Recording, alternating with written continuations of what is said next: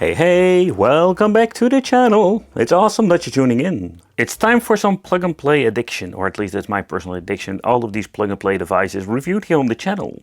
I recently found this one on the flea market, the Namco plug and play collection. I have no idea what's on this thing. Comes with all kinds of classics, I'm guessing, like Pac-Man and Dig Dug. So the art of these plug and plays and also the form factor are unique, so they didn't reuse this so far I know for something else. Namco, what a great company with all kinds of cool classics. So what's going on with this device? So I paid like $10 dollars for this. So over here we're having the on and off switch with an LED indication. So we're having, this feels like a very nice micro-switch joystick and one single button that we're not going to be using for every single game. I asked the sellers like, hey, did you remove the batteries? And she actually told me she did. But let's see if she was naughty, because this is a general problem. Maybe they removed the batteries, but it's completely corroded in the inside. Would not be the first time. He also messed up the screw, because also that happens. So let's see. Okay, no, she wasn't like lying. Everything seems to be looking in very good condition. And yeah, what you can see actually over here, there was no way so far I've seen for plugging in like a 6-volt adapter, because some of them does have that. And if this part is completely, like say, let's say damaged by corrosion, you can still play this with an external adapter. So yeah, that's what's going on. Let's grab ourselves 3 AA batteries. Let's see, let's check out the buckets. Do I have enough of these things? I do wonder where all of those freaking things are. Doesn't matter. Let's grab myself a couple of them. So mixing is not a good thing when it comes to. Do you have like no rechargeable? No, I see. I'm more like, what happens? You know, like what? Normally I have like AA's, but all of them are like all gone. Somebody in here has been, let's say, sneaking them out and using some other thing. So doesn't matter. I think I need to like grab myself some new rechargeable batteries, because that's going to be a super convenient thing. But let's plug it in and let's see if it even showed anything going on with the LED over here. So let's use this thing on an LCD display for once, but it has been set for 4:3 aspect ratio. There is a problem with the on and off switch, but let's see what kind of games are we actually getting today, because you can see some really cool Namco classic ones. So let's zoom in and let's see. We're having over here this boss Conan or something I've never seen. Does even come with a very cool sound effect. I love that we have like a tiny, let's say, gameplay going on. This system has been released by Jack Specific from 2003, Galaxian and Pac-Man. We're going to be starting off with the Pac-Man to see. Let's press the button for getting into the game. So the overall signal, you need to be very careful, because there's something with the cable, or yeah, it's like not in a very stable condition. You can see some weird thing going on, but let's. That sounds really slow. But the question remains, is this still playable?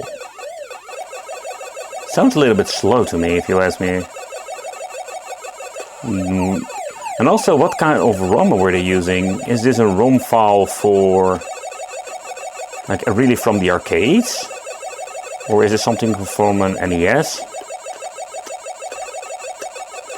So the actually octogate underneath is not bad itself, but I really need to get used to this situation that I'm trying to get all of the orbs.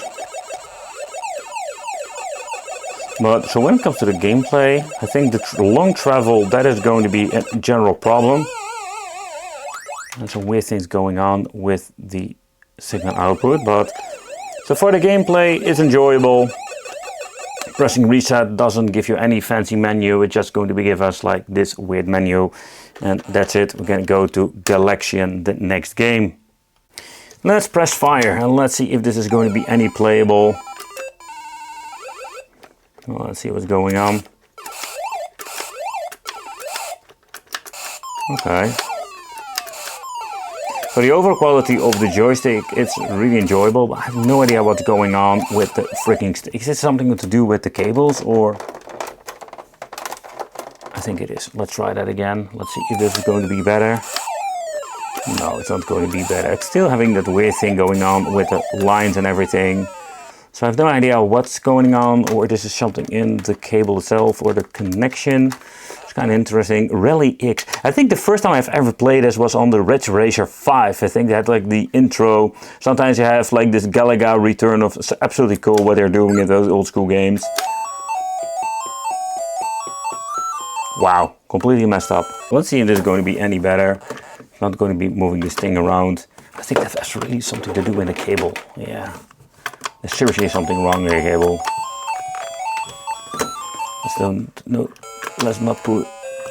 Let's not try to move too much of these things around with the cables and everything. But so far, whoa, okay, where did that guy came from?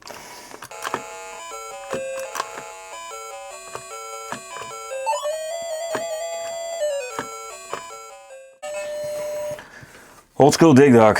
This is such a fun game. I've been playing this game so much on the NES. There we go. The button is really responsive, also like a micro switch button.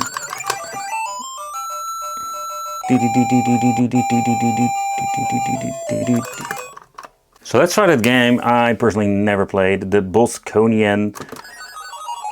No, I never played this before. Okay, that's going to be interesting. So that's what I love about these like really strange products. You can just randomly find a game that you've never played before. And I just of course die instantly after playing this game.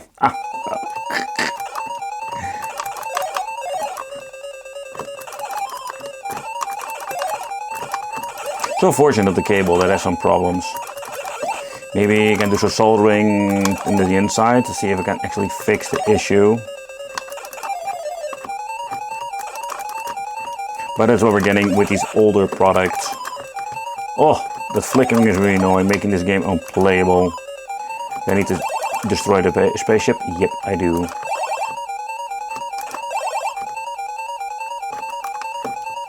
Oh!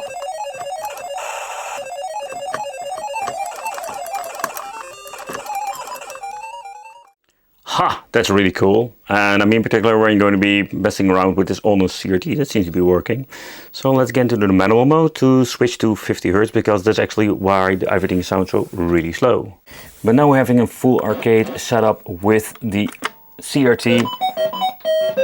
And I think if you're going to be having a game party and this freaking thing does work normally, I think this can be a lot of fun. In this way we just have all kinds of classics. And of course the CRT will give this like old school vibe. And this is just a very cool way to play. You just need a monitor and plug and play, and that is what I love about these particular, like say, plug and plays. The only thing is the joystick has like a crazy dead zone I need to get used to. But beside that, it's absolutely fun to play Pac-Man. Man, I love Pac-Man, so cool. Oh yeah. Teardown wise, I wanted to rip and tear it just to see what's going on the inside. Can we upgrade it or can we do some really cool things? But, you know, it's unfortunate. So what you're going to be needing to do is punch it through the, let's say, over here the holes. And this way we can just open it up. Shall we do it? Yes, we're going to be doing it. Let's go. Oh, I don't want to do it, but I'm going to be destroying this thing anyway. Because the on switch is like killing me. That's the reason why I had like a really bad signal output. Let's see. I'm just going to be doing this especially for you because I know you all love to see what's going on the inside. I never opened up this thing.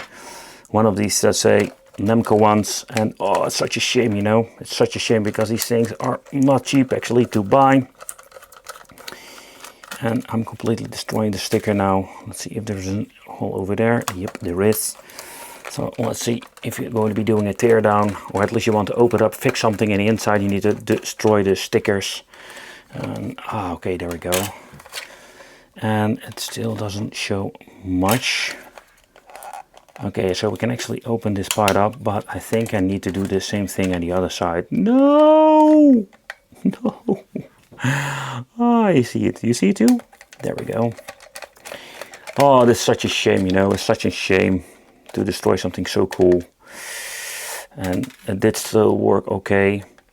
And the only thing I could do is, like, if you have a contact spray, you can just spray it in there and hoping you can actually fix it from there, but you know that is not always the case. But yeah, what I can do only now, if I can remove the stickers fully and just actually try to, let's say, remove it and make it at least something of a good overall, let's say, thing to look at. Okay, so that was the last one. It's interesting construction with this piece of plastic that holds both of the parts together. Let's flip it open. I think it's super interesting to see what we can find actually in the inside. Also, this sticker is going to be destroyed, or I think it is. Yep. Was this something I needed to pull out, or did I break something? No, I didn't break something. Okay, but we're not going to be pulling this any further, because we're going to be keeping it like that. And man, this is really interesting construction when it comes to the PCB itself and everything. This is like a mini joystick in here. So let's remove that. Okay, so let's see how this looks in the inside. I'm just going to be ripping this thing apart, you know. I'm just going to be honest, I love like looking in the inside, see what is going on. The two battery cables are just in my way. Yeah. The thing is, what I can do is like cut this in half and just open it up, but I think I cannot reach into, let's say, I cannot reach into the last screw I'm going to be needing to remove. And I think that is going to be a general problem with that. So let's remove this. Okay, let's have the second screw in my other hand. And let's remove the final Parker over here. And it's a long one, but I cannot reach in fairly easy. I just wanted to see what's going on. And I don't know if I can remove it, because we do have this other problem. That joystick. Can I remove the ball top? Can I do that? No, I think I cannot remove the ball top. That's a very strange overall construction. Normally we can just hold it there and just... But let's lift it up, you know, let's lift it up, let's see what's going on. So far we can pull it out. I'm not going to be bothering you with more teardown with this particular joystick, with a simple reason. I can't get it out further because of the joystick. I'm guessing they glued something of that in here. But it is interesting to see that we do actually have a micro switch going on. So yeah, if you want to remove it and replace it, you need to open up this compartment over there. Oh frick, I ripped the cord. Yep, I ripped it. Yep, I need to get myself the soldering iron, if I even know where to put this thing in. But yeah, the point is that actually, if you're going to be seeing this, the wires are very, very flimsy, like always, with some hot glue going on. But the PCB is not like much you can actually see over there. The reset button over here. But we have nothing going on. We don't even have an L reset. And two black blobs with all of the information, but that's actually it. Next time what you're needing to do is actually putting this cable over here. You can just see that the LED turns on if you're going to be doing that. So yeah, the other thing we're also going to be trying to fix, you can just flicker the thing, but yep, there we go. So we're going to be soldering, we're putting some new solder, let's say, on here, because this is such an, let's say, minimal of situation. I'm not like a master of soldering. I don't have all necessary stuff like flux and everything, but you know, we're just going to be making the best out of it, soldering it back on, doing some protection on it. So let's give this thing some thin going on. Iron heating up. There we go. All right, very nice. I really need to get myself one of those clamps. All right, again, put it in the right position. I think this is the right position to actually have this. Let's see if we can actually solder it straight back on. Let's see if something going on over there. I would actually need a third hand, but you know, we're going to go, okay, let's heat up it. There we go. A little bit more. There we go. Work, but it's there, you know, and let's do some protection over there. So it's going to be working as it should be. Okay, you can see the LED is turning on. Next part, let's clean this freaking thing. I'm not going to be spilling too much. That's what I wanted to say. Yeah, time for some squirty. Yeah, let's clean it up. Haha, and the conclusion is that I finally managed to fix the device. So the first thing, that the problem with the LED is over. You know what's fun fact? It was a combination of the switch was filthy, but also the LED had some really weird thing going on. So I did some fresh soldering on it, and everything seemed to be working just as it is. I managed to fix the problem, and it's absolutely a blast to the past with this, but now finally we don't have all the weird things going on the screen. Yeah, I just wanted to do, let's say, a video about this and tear it down to see what's going on, but didn't realize that this thing was not in perfect mint condition. Yet the seller didn't tell me, but yeah, for $5 I think there's nothing much to complain. Thank you all for watching. I hope you really enjoyed this video. Subscribe, hit the little bell because it was nice to see you in the next video.